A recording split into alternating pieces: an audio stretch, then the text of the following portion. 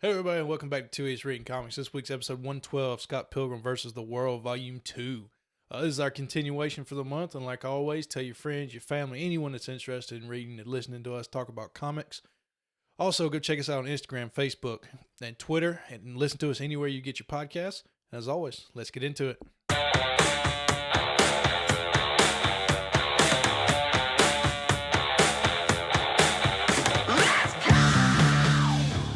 And welcome to the best damn book club on the internet. My name is Ryan Talmadge. That's David Crocker. Today, we're reading Scott Pilgrim Volume 2, Scott Pilgrim vs. the World. That's right. One of my favorite comic book movies ever. Still never seen it. I kind of don't want to. I'm enjoying reading. And Well, I tell you what, Volume 1 was very much like almost scene for scene the first part of the movie. Volume 2, a lot of stuff different. Really? Yep. Okay. All right. So starting to get a little discrepancies. Yeah. Not necessarily stuff they left out of the movie. Oh, okay. Yeah. So, as always, colors Nathan Fairbairn. Design Keith Wood and Brian Lee O'Malley. Cleanup and lettering remastered Troy Look. And editor James Lucas Jones. So, What do you think cleanup? I was about to ask. I was kind of looking at that. I was like, what's he hitting third? What are we doing? Well, because anytime I get this on Comixology, it says colored edition. Yeah. So this came out as black and white. Yeah. So maybe cleanup is when they put the colors to it. It bled out I don't know. images. Maybe. I doubt it. It probably did it digitally. Yeah. So what would you clean? I don't know. It's interesting. Here's the stuff no one else wanted to do. Pretty much. Hey, we're bored of doing this, so you're gonna just sit here and make sure every page is perfect. Yeah. But yeah, no. Still very good. Yeah. You're gonna have to bear with me. I read this. We're recording on a Saturday. I read this on Tuesday, so Yeah. memory doesn't last very long. Wednesday, Thursday, something like that. So, still in a whacked out world that everyone acknowledges shit happens, but no one's gonna ask Question. why. Yeah. But it also didn't seem as wacky as Volume 1. No. It seems to have found a rhythm. For now. For now. Yeah. We get boyfriend number 2 here. In the movie, it is played by Chris Evans, Captain America. This is Chris Evans? Yeah. Oh, and nice. they spend just about as much time on that fight as they do this one. So quick, dirty, and out of the way. Yeah. And he's literally just like, you're a pro skater? Can you do the tricky thingy? It's called a grind bro. He's like, well, can you do a grindy thingy? And just goes down and dies. So the fact that is how he won that fight fits to me so perfectly with the way the story's been going. Oh, yeah. About, you're prepping to fight. You've prepped him. You know all now of his material. He does not prep and then, in the movie. And then it's just like, go grind down the rail. Yeah. Show me what you can do. And then he just goes to warp speed. You were kind of a pro. No, I was a pro skater. Yeah, like I was. But yeah, like I said, if you're a fan of the movie, there's some stuff in here that was not in the movie. All the stuff about Kim was not in the movie. Kim. Oh, the redhead drummer. Yeah. Okay. Yeah. That's who you meet at the very beginning when they're talking about Scott was a new kid at school. So that other new girl, they never talked about her either. So I don't know who the hell it is. It's like this volume started with Scott Pilgrim being the new guy, and then there's some other new girl. Yeah. Yes. Well, okay. Takes place in Canada. His best friend. Yeah. And then he meets Kim. Then he meets Kim because she drums. Okay. Yeah. Gotcha. And in the movie, they reference, Kim and Scott used to date, but they don't go into the background or anything like that. Okay. And they definitely never bring up that other girl. The girl. The first girl. Yeah, the first girl he becomes friends with. Right. And then the girl that Kim works with. Like, they don't spend as much time on Kim at all. Okay. Because I got a little confused in there because it just seemed to kind of jump around. Then it was like, oh, no, they're still friends. Yeah. And they hang out together. Mm-hmm. And then at one point I thought that the girlfriend from the flashbacks was this Evan Envy Adams. No, that's not. And then they changed it. It was like, no, Envy is his post high school girlfriend and literally just broke up with him like a year ago. 493 days and seconds. Yeah. And that one really tore him up. Apparently, I mean, you get this creepy phone call out of the blue. Yeah. Though she did ask for his number. Yeah. And it's almost like to me, it was like a. You should see it in the movie. Is it even creepier in the movie? It's Brie Larson doing that. Damn, Chris Evans and Brie Larson was in this movie? Dude, Michael Cera, Chris Evans, Brie Larson, Anna Kendrick plays his sister. Aubrey Plaza plays the girl that works at the coffee shop. Shit. Yeah, there's a bunch of people. Wow. Yeah. Cool. The guy who plays boyfriend number 3, we've talked about this, is the guy who played that bad Superman movie and then is the Atom and the CW shows. Yep. Which also is dating Envy, his ex-girlfriend. Who is Ramona's boyfriend number 3. Yeah. I thought we were going to kind of get Ramona was going to have to start battling girlfriends there for a second. With knives, with knives coming at her. I thought we were about to have to get That surprised the hell out of me because in the movie, they don't start fighting until like the very end. Ramona and Knives? Yeah, and they don't even, like in the book, Knives puts it together that he cheated on her. And in the movie, they don't address that until the end. Oh, wow. She gets broken up with and then goes to the show with young Neil just to try to get back. Right. Yeah. Okay. So when does the movie end? Like, is the movie the entirety of the series? Yeah. Okay. Yeah, it's after boyfriend number 7. Okay. All right. Yeah. So it's doing like what we're reading. It's just kind of pieces at a time. Yeah. Okay.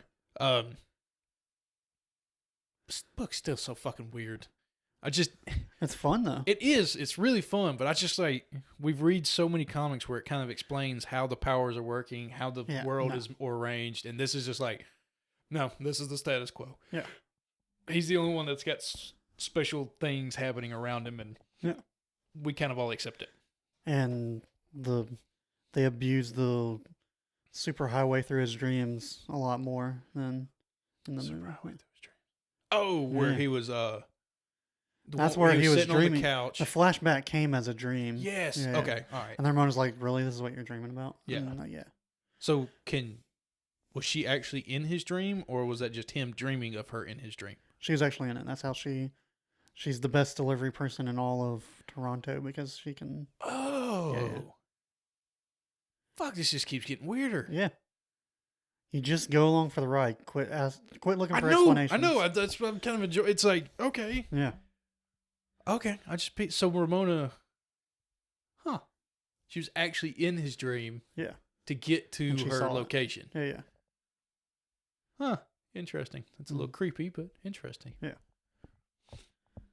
Okay. They just played off. It's like, oh, she's American. Y'all don't have that here. Yeah. That was hilarious. No. But it's super interesting. And again, I read this Tuesday, so.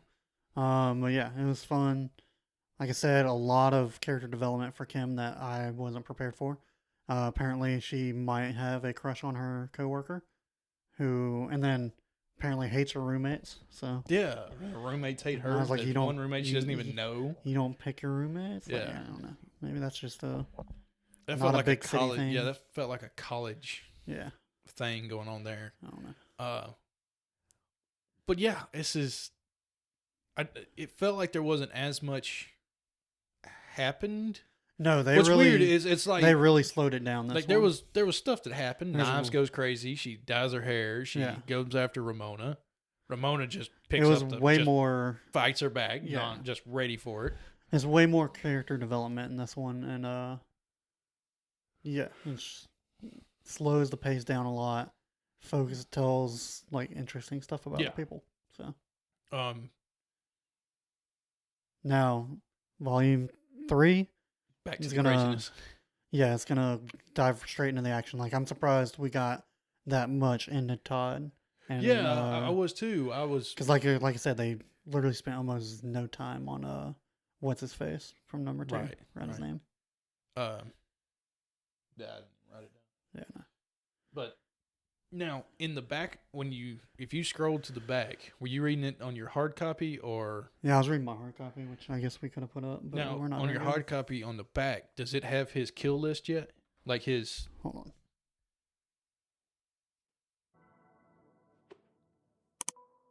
Yes. Okay. Yeah. So they have an X for number 1, but has the dude's face for number 2.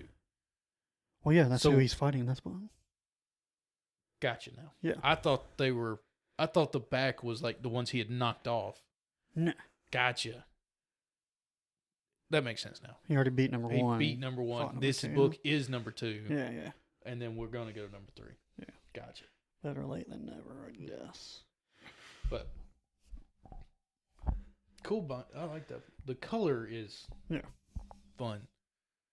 Definitely contrasts with the colors I'm looking at over there on my bookshelf so far. A lot of dulls and darks. Well, yeah, it's the Harry Potter series. And some Star Wars and Invincible. Yeah. Either way. You know what I'm really upset? They pushed back the final Power Rangers book. The hardcover. Yeah. Number 6 was supposed to come out in June. It got pushed back to November. Shit. So I still just have an incomplete bookshelf. Hey, that sucks. Yeah. Because it's like looking at the Invincibles right now. It's like, nope, I need to. I think I have either 3 or 4 of them. I was gonna get I was gonna get 3 yesterday when I was at the comic book store. If they didn't have it this time. Well, they didn't have it. The only one they had was number 2. I gotta go to the comic book store tomorrow. I haven't been in a couple weeks. So yeah. I'll keep an eye out for you. Yeah, let me know. I'll send you some money. Okay. And then but yeah, either way, this is fun. Yeah. I mean, it's so stupid. And in the best ways. In exactly the best ways. I tried playing this video game. There's a video game on the Switch. Of course there is. Hard as fuck. Really? I don't know if I accidentally messed up and hit the hardest level instead of like the... Just get in the game. Just have fun. Yeah. And like I normally do just like the base level. I don't go super easy, but I also don't raise the difficulty just because I want to play the story. And like I can't get my ass kicked. I can't make it through the first level. So what... So, like, it's a new game? No, it's a game. It's been a remastered game. Yeah, it's like an arcade game.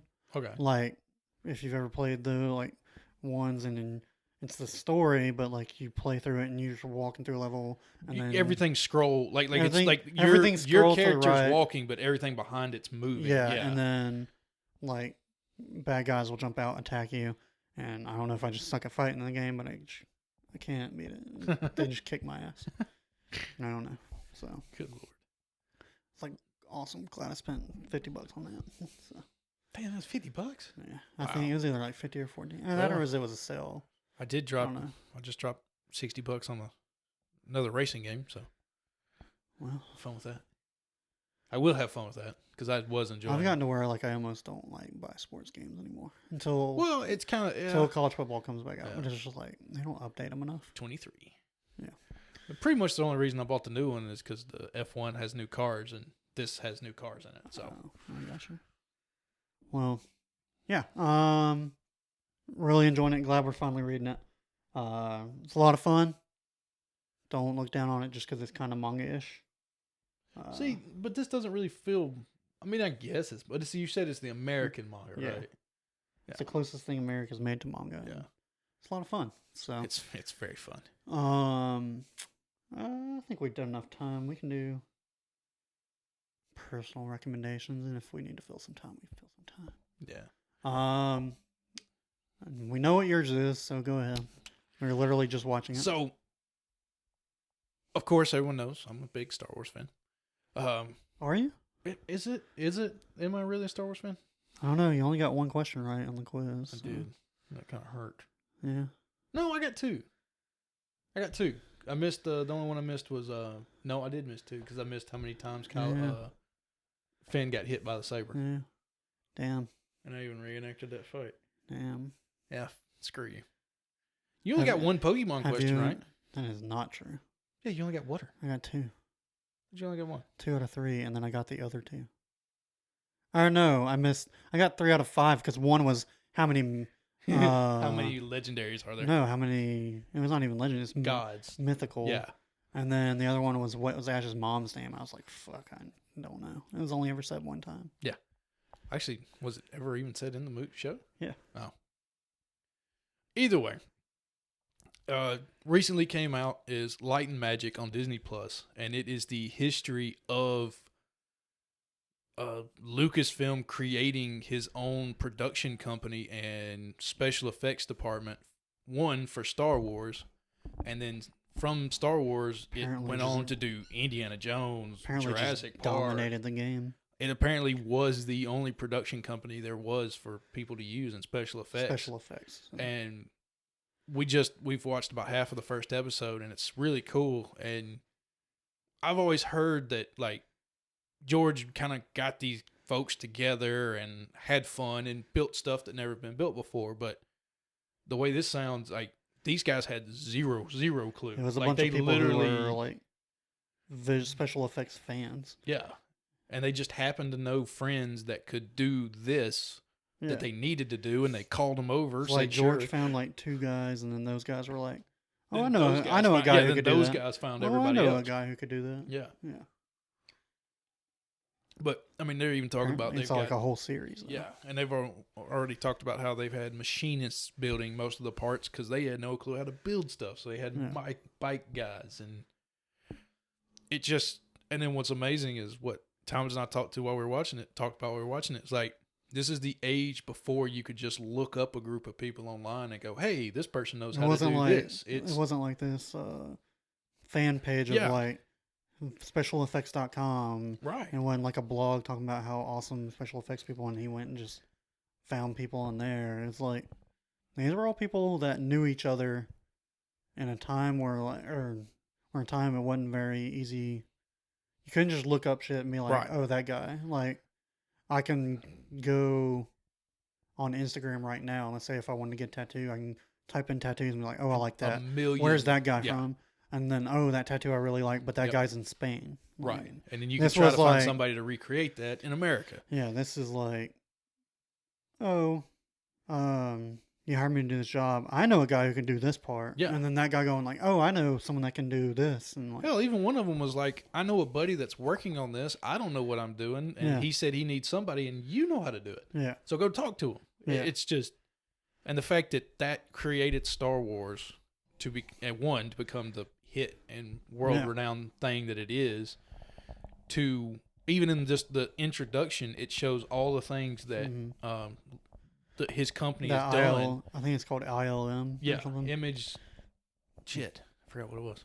Either way, and it's everything. It's pretty much every action movie you can think of. And they had like Terminator, Jurassic Park. I mean, it was the Avengers, everything Disney. Back to the Future, Indiana Jones. It's just, if you're a fan of behind the scenes and how stuff is made and visual effects, this show is for you. And it's really a cool idea and aspect of how things have evolved from the 60s and 70s all the way to today, and how even with Mandalorian just 2 years ago, they're still reimagining how to do special effects and how to make it better. Yeah.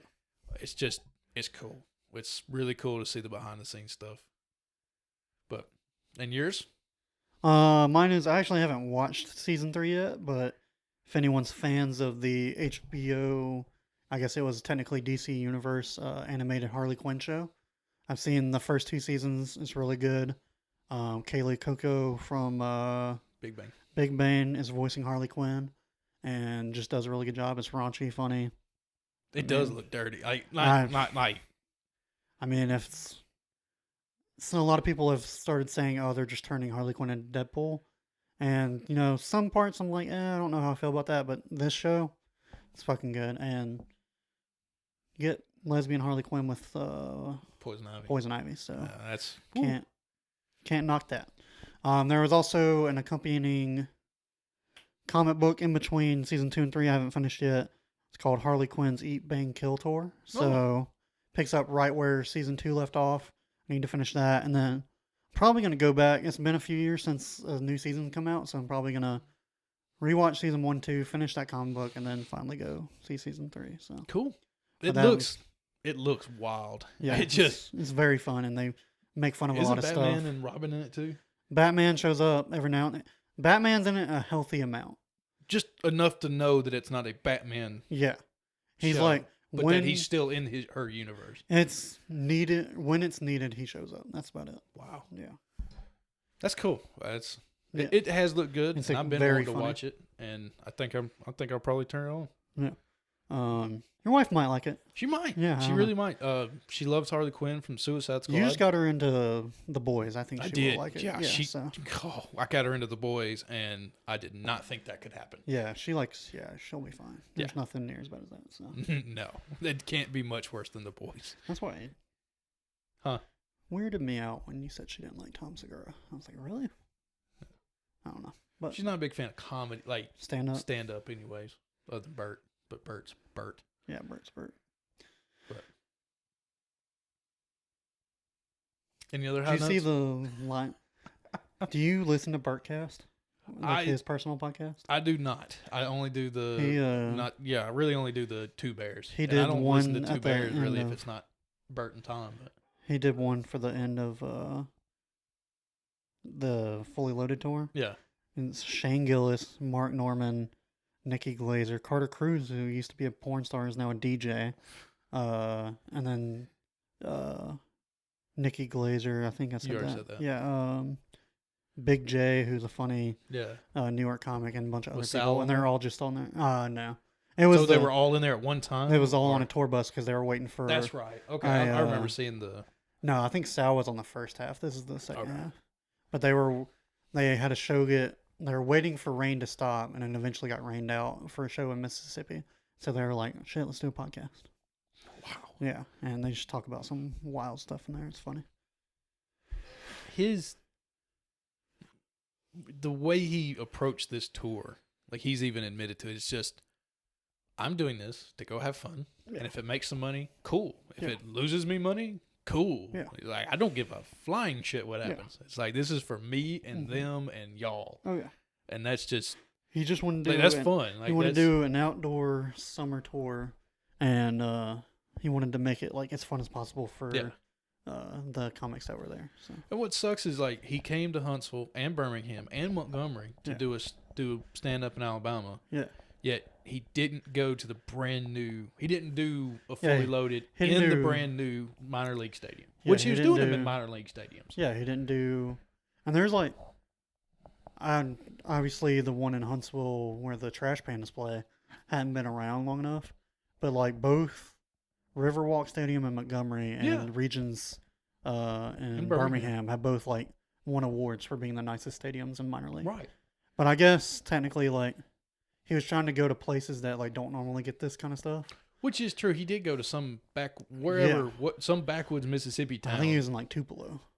Yeah, it's backwoods Mississippi town. So it was probably where the Mississippi Braves play. If I would imagine. But it was like, I would have loved to go and see that show. Yeah. Like I think the closest one he was still like 4.5 hours from us. Yeah. I was like, damn, because that tour I think he legit did like smaller towns in Georgia, Tennessee, and Mississippi. I was like, really, Bert? What the fuck? Like, we got small towns too. Yeah.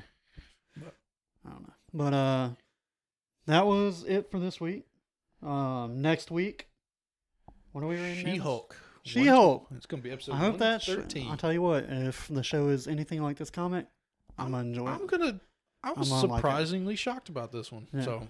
Stay tuned. And I think that... we'll talk about it next week. We'll see y'all next week. Bye.